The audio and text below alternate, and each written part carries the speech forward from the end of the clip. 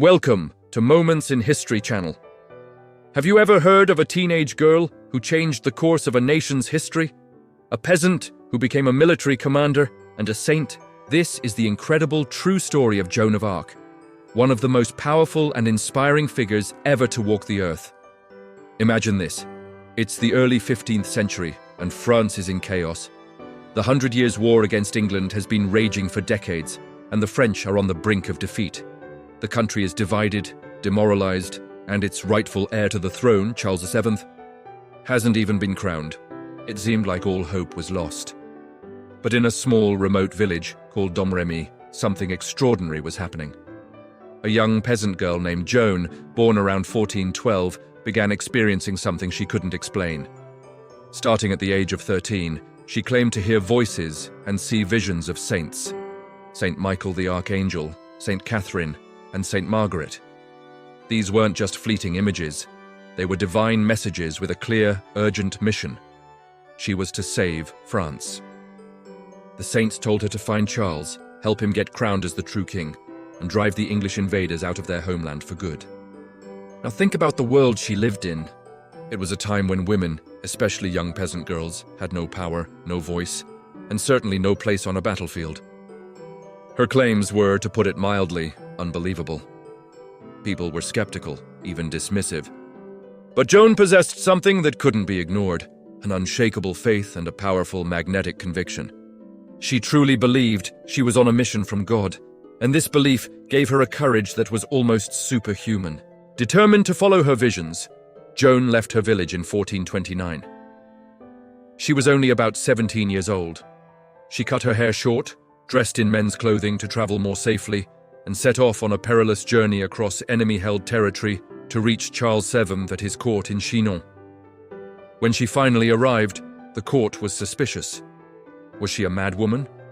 A liar? Or worse, a witch sent by the devil? To test her, Charles's advisors devised a clever plan. They hid the prince among the crowd of courtiers and put someone else on the throne. But when Joan entered the Great Hall, she wasn't fooled. She walked straight through the crowd, directly to the real Charles, and bowed before him, announcing that God had sent her to help him. Stunned, Charles pulled her aside for a private conversation. No one knows exactly what she told him, but it was something that only he could have known, a secret that convinced him of her divine purpose. After a lengthy examination by theologians who found nothing heretical about her, Charles took an enormous leap of faith. He agreed to give this teenage girl a chance.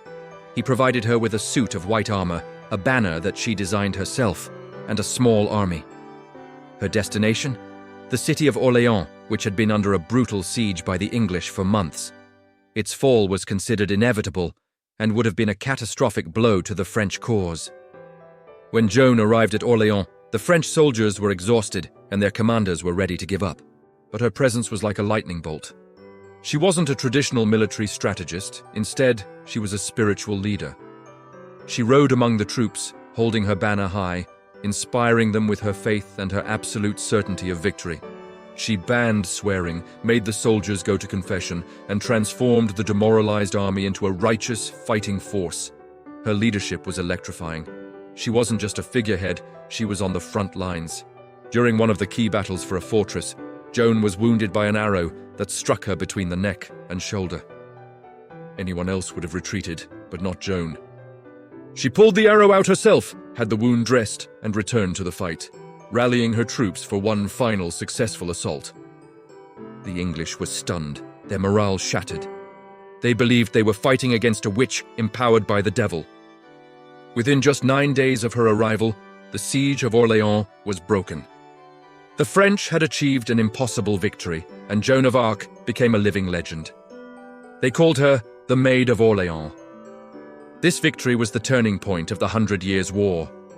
It reignited French pride and proved that the English were not invincible. After Orléans, Joan's mission was only half complete. She still needed to get Charles crowned at Reims, the traditional city for coronations. This was no easy task, as the path was deep within enemy territory. But Joan led a swift, audacious campaign along the Loire River, capturing key towns and clearing the way. Her momentum was unstoppable.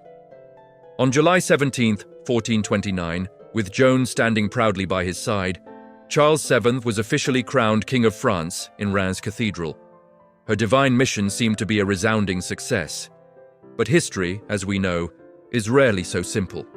After the coronation, the political landscape shifted. Some of the king's advisors grew jealous of Joan's influence and preferred diplomacy over continued warfare. The unity and momentum she had created began to falter. In May 1430, during a minor skirmish outside the town of Compiègne, Jeanne was captured. She was pulled from her horse by Burgundian soldiers, who were French allies of the English. For them, she was a prized captive. King Charles, for reasons still debated by historians, made no attempt to rescue her.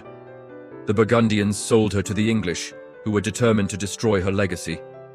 They couldn't just execute her as a prisoner of war. They needed to discredit her, to prove that her victories were the work of witchcraft, not God. This led to one of the most famous and heartbreaking trials in history. Joan was put on trial for heresy in the city of Rouen. The court was made up of pro-English clergy, led by Bishop Pierre Cochon. For months, she was interrogated relentlessly. She was a 19-year-old girl, illiterate, with no legal counsel, facing a panel of highly educated scholars and theologians who twisted her words and tried to trap her at every turn. Yet, through it all, Joan's responses were brilliant, witty, and steadfast. When they asked if she knew she was in God's grace, she famously replied, "If I am not, may God put me there, and if I am, may God so keep me." It was a perfect answer to a trick question designed to make her claim she knew God's will, which would be heresy. Despite the immense pressure, the isolation, and the threats, she never wavered in her belief that her visions were from God. The trial was a sham, a political assassination dressed up as a legal proceeding. Ultimately, they condemned her for wearing men's clothing, which they labeled as a crime against God. On May 30th, 1431, at the age of just 19, Joan of Arc was taken to the marketplace in Rouen. She was tied to a tall stake and burned alive. Witnesses said she called out the name of Jesus until her very last breath. An English soldier was reported to have cried out, "We are lost. We have burned a saint." Even in death, her power was undeniable. Her execution was meant to crush the French spirit, but it did the opposite. She became a martyr, a symbol of ultimate sacrifice for her country.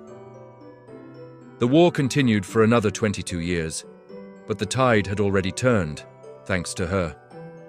The French, inspired by her memory, eventually drove the English out of France, ending the 100 Years' War in 1453.